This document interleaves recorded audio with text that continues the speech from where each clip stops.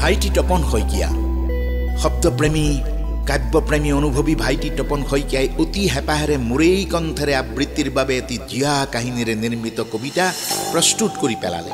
তেওঁৰে অনুভৱী শব্দ গাথাত হাত বোলাই দিলোঁ ময়ো। কবিতাৰ শিৰোনাম কঠীয়া খোৱা ৰাক্ষস। বোলো হেৰৌ ৰজাঘৰীয়া, পথাৰত উৎপাদনৰ ভ্ৰূণ হত্যা কৰিলি কিয়?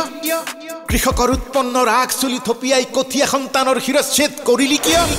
কিয়নো গচকি মোহাৰি হত্যা কৰিলি পথাৰৰ সোণগুটি সেউজীয়াৰ শিপাবোৰ? দুদিনটো অন্তত সময় দিব পাৰিলিহেঁতেন কঠীয়াখিনি তুলি লৈ যাবলৈ সিহঁতক। বোলো হেৰৌ ৰজাঘৰীয়া, সেই বিদ্ৰোহী ধৰিত্ৰীৰ মাটি চহোৱা সাহসী গুণগুণৰ কথাকে কৈছোঁ অ'। কঠীয়াৰ বীজ সিঁচি উৎপাদনৰ সোণগুটি সপোন ৰচা সাহসী গুণগুণৰ কথাই কৈছোঁ অ'। লখিমপুৰীয়া যে তাই লক্ষজ্যোতি পথাৰৰ গুণগুণ। বোলো মন দি শুন হেৰৌ কঠীয়া চুবোৱা ৰাক্ষস, ধ্যান দি শুন ওঠত মাটি দুচকুত উৎপন্নৰ বীজ। নামটোৱে যেন তাইৰ হাজাৰ গণপ্ৰতিধ্বনিৰ প্ৰচণ্ড প্ৰতাপ লৈ বাট বুলিব খোজা ধৰিত্ৰীৰ উৰ্বৰা তাই, বিপ্লৱৰ উকমুকনি উৎপন্ন কুশলিনী তাই, তাই যে বোকা মাটিৰ গুণগুণ। বোলো আইজনীও, তই আজি পথাৰ প্ৰেমী জনতাৰ বোকা দিয়া গান, তই আজি পথাৰ প্ৰেমী জনতাৰ বোকা দিয়া গান, তই আজি উৎপন্ন কুশলিনী বিদ্ৰোহিনী বান। তোৰেই কঠীয়াতলিত চলিছিল ৰাক্ষসৰ দৈত্যকাই জেচিবি। তই হায়ৈ বিয়ৈ কৰিছিলি সজাল ধৰা লহ পহীয়া কঠীয়া কেইডাল সুৰক্ষা কৰিবলৈকে।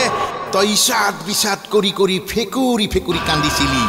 তই কন্দা দেখি পথাৰ প্ৰেমী মাটি আৰু উৎপন্ন ভালপোৱা প্ৰতিজন অসমীয়াৰ অন্তৰে যে বৰকৈ ফেকুৰিছিল গুণগুণ। তই স্বাভিমানী অসমীয়াৰ গৌৰৱী সুকন্যা, আলাসতে পোৱা 5 কেজি চাউলৰ মুহত বন্দী নোহোৱা অভিমানী কৃষকৰ জীয়ৰী তই। ভঁৰাল ভৰাই শস্য বিক্ৰী কৰি তাৰেই তই সপোন কিনা কৃষকৰ জীয়ৰী নহয়নে গুণগুণ?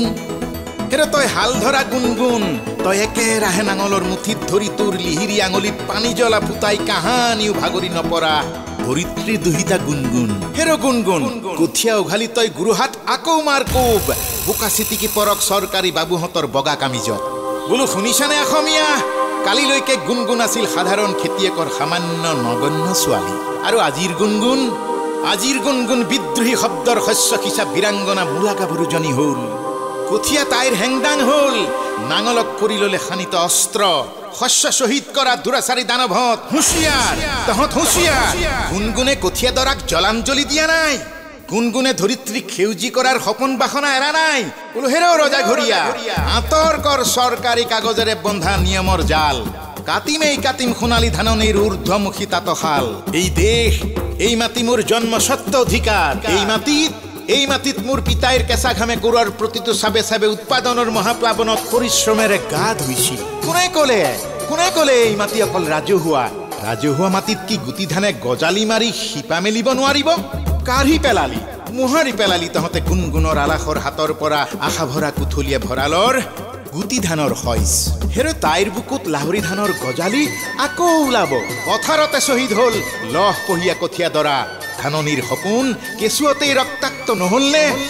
শুন হেৰ ৰজাঘৰীয়া, অসমীৰ লখিমী পথাৰ আদিম কালৰে পৰা অসমীয়াৰ, অনাদিকালৰে পৰা ভূমিপুত্ৰ খিলঞ্জীয়াৰ, শ্যামলী অসমীৰ মাটিৰ মালিক চিৰদিন অসমীয়া।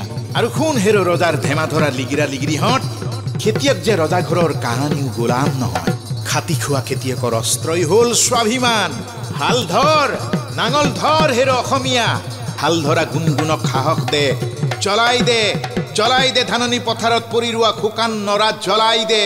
এন্ধাৰৰ দুপৰত ৰ'দ পৰি জিলিকক হাজাৰজনী গুণগুণে খেতি কৰি সজোৱা মৰমৰ ধাননি পথাৰ। জেচিবিৰ গৰ্জনত গুণগুণে চিঞৰিছিল, এই মাটি মোৰ, এই মাটিতেই জিলিকি পৰি ৰৈছে পিতাইৰ দেহ ৰঙা উত্তপ্ত ঘাম। শতাব্দীৰ পিছত শতাব্দীলৈ প্ৰতিধ্বনিত হৈ বাজি ৰ'ব বিদ্ৰোহী গুণগুণৰ বিস্ফোৰিত চিঞৰ।